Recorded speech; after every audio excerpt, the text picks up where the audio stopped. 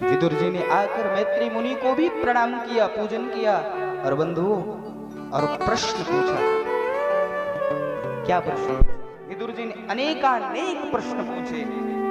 मेरा प्रश्न क्या है? विदुर जी ने मैत्री मुनि से पहला प्रश्न क्या पूछा, हम सबके लिए सुनने योग्य है, ध्यान से सुन। कि हम मनुष्य हैं ना, हम मनुष्य सुख के पीछे भागते हैं। पहले बचपन हुआ तो माता जी कहीं जाने नहीं देती, बड़े भैया थोड़े से बड़े हैं, इनको हर जगह जाने की छूट है, तो अंदर मन में सोचते हैं मैं भी बड़ा हो जाऊंगा तब मुझे सुख की प्राप्ति होगी, है? सोचते हैं कि नहीं? और जैसे ही बड़े हो गए फिर उस समय तुरंत वो सुख दुख में परिणत हो जाएगा। बार बार मुझे ही बोझती हो सामान लाने के लिए, मैं ही जाऊं, तब इस प्रकार की भावना हो जाती है। और देखो बड़े भैया की नौकरी लग गई है, वो ज्यादा सुखी है। मैं तो अभी पढ़ ही रहा हूं ना, पढ़ाई में आनंद नहीं है, बस ये इंटर पास हो और फिर फटाक से मैं भी जब कॉलेज में जाऊंगा तो स्वतंत्र हो जाऊंगा, स्कूल में तो बंधा हुआ। और जैसे ही स्कूल समाप्त हुआ, कॉलेज में पहुंचे, सोई सर दर्द, माथा टेक के, अरे महाराज बड़ा दुख है, कॉलेज की तो बात ही मत करो, इससे अच्छा तो स्कूल में था। फिर से दूसरी बात कहेंगे, कॉलेज में ये आनंद नहीं है, सुख तो नौकरी वालों का है, सुबह गए शाम को चले आए, पैसा मिल रहा है बढ़िया। और जैसे ही नौकरी पेशा वालों के क्षेत्र में प्रयोग ना, मैनेजर की डांट, इसकी डांट, इसकी डांट, हालत खराब महाराज। हम सुख के लिए कर्म करते हैं कि हमें इस चीज से सुख प्राप्त होगा, परंतु वो सुख हमें सुख नहीं मिलता, उससे हमें दुख ही प्राप्त होता है। ऐसा क्यों?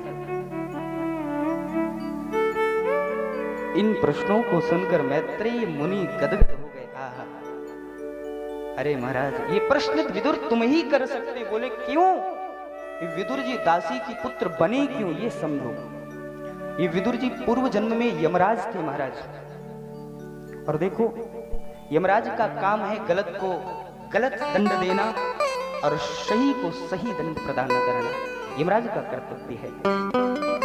एक बार एक चोर किसी राजा के धन को चुरा कर भाग रहे थे, तो पीछे सैनिक दौड़ रहे थे महाराज। चोर डर गए और डर कर आकर एक संत महात्मा वहीं पर बाबा जी जब तक पे ध्यान में थे, चोर वहीं पर राजा के धन को कहीं इधर उधर चले गए। सैनिक आए और राजा के धन को देखा, बाबा को देखा, अरे बाबा ढोंगी राजा के धन को चुरा कर यहाँ बैठा है और आकर यहाँ पूजा कर रहा है, ढोंगी बाबा।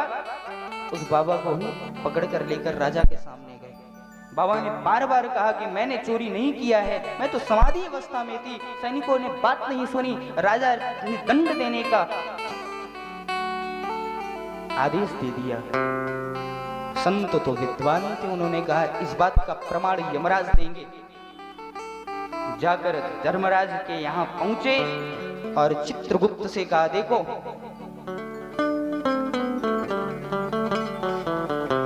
फांसी मिलने वाली थी। संत ने जाकर चित्रगुप्त से पूछा, बताओ ये मुझे फांसी क्यों मिल रही है, मैंने चोरी तो नहीं की है। चित्रगुप्त ने कहा, हाँ चोरी तो नहीं की है। फिर बोले आपका एक अपराध है। बोले क्या? बोले बचपन में आपने जुगनू को मारा था। जुगनू जानते हैं ना, है? एक जुगनू को आपने कैद कर दिया था और वो मर गई थी, उसका प्रभाव है कि आपको इस चीज, उसका पाप अब उसका फल मिल रहा है, इसलिए आपको अब मरना तो पड़ेगा।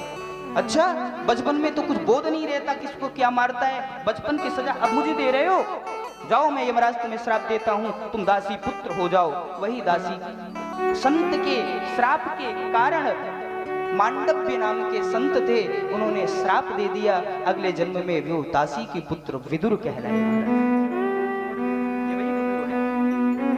अनेकानेक प्रश्नों को विदुर जी ने पूछा, उन प्रश्नों का उत्तर मैत्री मुनि ने एक उत्तर में एक अनेक प्रश्नों को पूछा और उसका सिर्फ एक उत्तर दिया। क्या? ये जितने भी प्रश्न आपने पूछे हैं इनका एक उत्तर है। बोले क्या?